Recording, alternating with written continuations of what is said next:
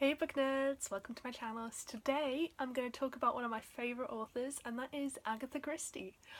I'm going to do two videos about Agatha Christie at the moment. One is going to be my favourite Agatha Christies, and that's this video, and the other one's going to be my least favourite Agatha Christies. So these aren't just going to be kind of my favourite books, they're also kind of a guide to where I think you should start with Agatha Christie if you want to get into her as an author.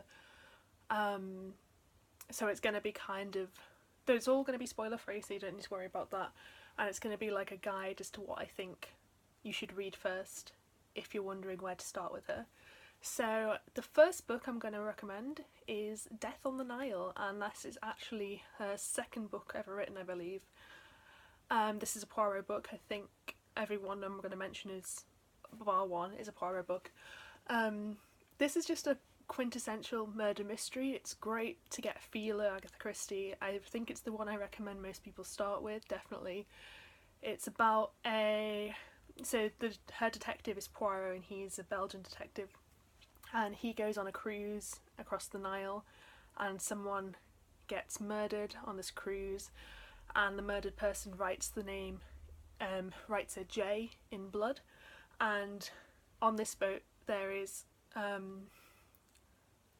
the murdered woman's fiance and her fiance's ex-fiance, who is called Jacqueline, so obviously J. So Poirot is trying to work out whether Jacqueline did it, whether someone else did it. So the reason I think this is a good place to start is because it's got the standard thing about Agatha Christie that I love, which is that there are actual clues you can solve, you can work out what's happened, and you never do because it's so cleverly written. But once you get the solution, you realise that every single step makes perfect sense, and you could have worked out how it could have been done. The other thing is it's got great setups, it's in a good setting, it's got enough action in it, there's a couple of other things that happen that I'm not going to spoil, and it's got really good characters, and it's just really well written. Like, the motivations for the murder are fantastic. It's a good classic read, and it's a perfect place to start. So that is the first one I'm going to mention. Second one is going to be one of her later ones, and this is Five Little Pigs. I love this one. I've only got her books pretty much in these bind-up versions, which are really nice. Five Little Pigs is a murder investigation done entirely in retrospect. So what happened is, I forget how many years it is after the murder, maybe like 20 or something. This man was murdered at his home, and there were 5 key suspects who were visiting this home at the time, and his wife was convicted of the murder and she was hung for it. 20 years later, their daughter now wants to know what happened, whether her mother really committed the crime or not, because she believes she's 100% innocent, everyone else thinks that she definitely did it. So Poirot accepts the case, and he gets each of the 5 people who were there at the time to write out their accounts of the murders, and you read through their accounts and try and work out what's going on. It's really good. The BBC also did a fantastic adaptation of this, so I highly recommend that one as well. But this one I love because there are the standard clues, and it's still got that Agatha Christie format, but it's a lot more in depth about the personalities of the people, because they're all narrating their own accounts. You get unreliable narrators and you have to work out what actually happened based on everyone's different viewpoint of it. It's just a really good exploration of how people behave, and it's a really good murder mystery to boot. The next one I'm going to talk about is the perfect summer read, so it's not quite the time of year for it, but that is Evil Under the Sun, and this is a classic, a favourite of mine. I reread it pretty much every summer. So this is about Poirot goes on holiday to a hotel, and at this hotel there's this famous movie star and her new husband, and the movie star gets murdered. There is also the new husband's old I can't remember if it's wife or fiance, but she is also there with her husband, and there's this whole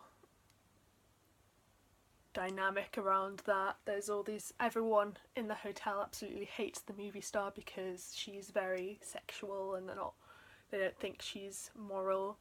There's like a priest character as well, there's a young stepchild, and yeah, it's really good. Again, has fantastic clues, really nice solid murder mystery setup, and really interesting characters, really good exploration of psychology, and yeah, it's a perfect one to read around summer. I really like it a lot. The next one I'm going to mention is Sad Cypress. Again, it's in the same collection. So Sad Cypress is about a woman and this man who are engaged to each other, and they are, I believe they're cousins, which was less frowned upon in those days, but the kind of matriarch of the house has died, and she's left all her money to one of them. She's left it to the man, and then the man leaves the woman and goes to marry someone else, and then the person he's going to marry is also killed. So now the original fiance, she's basically being convicted of the murder, and it's whether or not she did it, and if it's as straightforward as it seems. This again has fantastic clues in it. This one I like because of the sheer ambiguity of the situation. So the woman who is being convicted isn't sure if she did it or not, and that's what I find fascinating. And it's kind of, again, it's the psychology. Agatha Christie, what she does really well is she creates these really vivid characters, and she comes up with fantastically intricate but perfectly logical murders around these characters, and it's just so interesting to read how everything unfolds, and you get really invested in the characters. I particularly like Sad Cypress because it's got this great atmosphere, like emotional atmosphere to it, and it kind of sucks you in. It's a really good story. And the final book I want to talk about is actually my favourite book of all time, and I don't know where my physical copy is. I think I might have lent it to someone and I don't know who, which is worrying, but this is And Then There Were None. This one I would not recommend starting with if you want to get a feel for Agatha Christie, because as amazing as it is, and it is amazing, I don't think it's typical of her books. There's no detective character, it doesn't follow the same structure kind of thing. So it's an amazing book and I would definitely recommend it, but don't use it to judge her other works by, because the only thing in common is the brilliance and the kind of murder mystery aspect. Anyway, And Then There Were None is about a group of 10 people who go to this island. There's a massive house on this island, and when they arrive they hear a recording in the house. Like, there's no one there to greet them, there's no host, there's only these 10 people, and there's like a mysterious recording, and they put it on and they play it, and the recording accuses each one of them of murder / being responsible for someone's death directly. So all these people are flustered and they want to get off the island, but then there's a massive storm, so they're all shipwrecked on the island. They can't get off it. And then they start to die. One by one they start to die, and they start to die in a way that is described by a poem, which I know is 10 Little Soldier Boys. It's had a couple of different titles, which I'm not going to mention because some of them / 2 of them are definitely problematic. But basically this poem is about people disappearing one by one, and they disappear one by one in the way that it is in the poem. And this is just, it's an absolute masterpiece. It's got a fantastic ending that I wouldn't dare spoil for anyone. It's really well written. The characters are fantastic. It swaps narration between all of them, and it also swaps narration, so the killer narrates for part of it, but you don't know who the killer is. So you'll get like 10 viewpoints for some scenes, which is a lot less terrible than it sounds. It's like a paragraph for each, and then you'll get one viewpoint of the killer as well. And yeah, it's just fantastic. I must have reread this book about 5 times and I still love it. Even if you know the ending, I don't think it ruins it. Obviously it's better to go in blind, but I still think just the way it's written is incredible. And yeah, I really, really love it, shockingly, as it is my favourite book.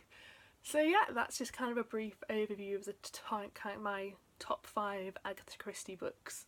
Like I said, if you're wanting to get into Agatha Christie, I recommend you start with Death on the Nile, but you could start with any of the ones that I've mentioned. They're all standalone books, so there is occasionally mentions to previous cases, but they usually don't spoil the previous case. And they all follow Poirot. Not all of Agatha Christie's books, but all the ones I've mentioned apart from, and then there were none follow Poirot. And you can just kind of slip into them in any order. I still haven't read all of them. I've read almost all of the Poirot books, I believe. I think there's only 2 or 3 I haven't read. Read all of the Miss Marple books, definitely, and then Agatha Christie did a bunch of standalones, which I haven't read. So this is literally my top 5 out of all of those books that I've read. And yeah, I hope you enjoyed this video. I will be, like I said, posting my least favourite Agatha Christie books as well, so if you're still looking to get into Agatha Christie and you don't particularly like the sound of any of these ones, maybe give that video a watch and then you'll know which ones I think you should avoid.